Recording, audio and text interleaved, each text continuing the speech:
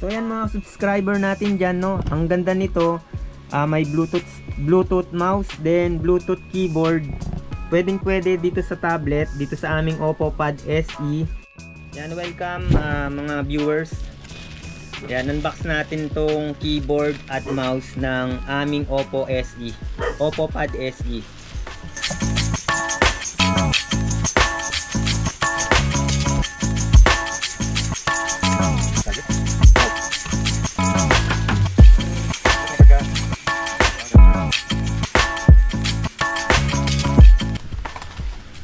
Sana gumagana.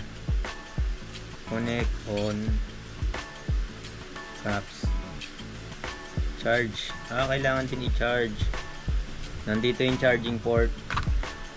Same din ng ito yung charging port, tapos ito yung power on. Ayan, may charge pala.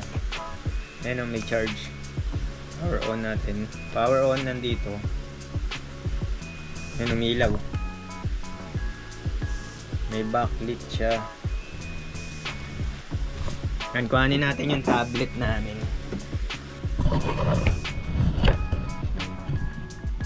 Yan, parang laptop na. Para na siyang laptop. So yan, i-connect muna natin tong Bluetooth mouse. So dito sa switch sa baba, i-turn on natin, no, naka-turn on, tapos nasa Bluetooth. Kasi pwede ding wireless, no, yung 2.4G, no, pwede rin, pero hindi pwedeng pagsabayan. So pagka dito sa tablet natin ilalagay, no, dito sa tablet ko, ayan. Diyan sa tablet. Then punta kayo sa Bluetooth, no. Makikita lang naman yung Bluetooth dito, no. Press nyo lang ng matagal. Tapos makikita nyo dito yung BT 5.2 mouse. Then click nyo lang yan or tap nyo lang yan. Then connecting. Ayan. So connected na, no. Then gumagana na, no. Gumagana na yung mouse. Automatic nang gagana yung mouse. Basta connected na siya. Gumagana na siya. So ito namang keyboard. Bluetooth keyboard, turn on natin, no, iilaw sandali, tapos mamamatay siya, then press connect. Tapos magpa-flashing yung ilaw. Ito, yung parang Wi-Fi icon. Then dito sa Oppo Pad SE, no, o sa tablet, hanapin niyo yung Bluetooth keyboard.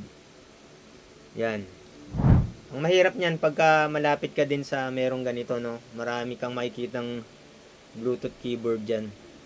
So i-tap lang natin yung Bluetooth keyboard. Tapos magpe-pairing na 'yan.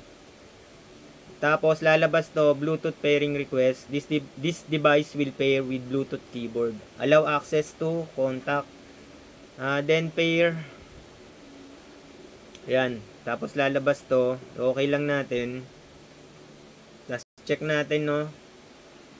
Type tayo sa browser, no. Ayun. Nakakapag-type na.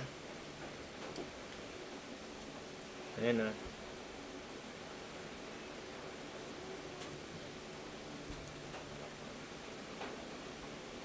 Tapos yung mouse. So yan, parang laptop na rin, no. Para sa akin mas to, no, kung pang estudyante, no, hindi naman talaga pang malakasan na gamit, no, yung mga graphics design, no.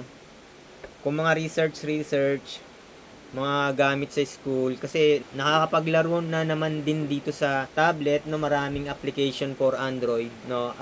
Mas magaang, mas portable. Ngayon kung ayaw mong dalhin tong keyboard, tago mo lang, no, kahit yung tablet lang yung dala mo, or pwedeng dalhin mo rin to kasi napakagaang lang din naman itong dalawan to. Pagka sinet-up mo na ganyan, no, para na siyang laptop. Yan, para na siyang laptop. Ayan yung mga charger niya. Para na siyang laptop. Yan, maraming salamat hanggang sa muli. Huwag kakalimutan mag-subscribe dito sa Bentech. Maraming salamat.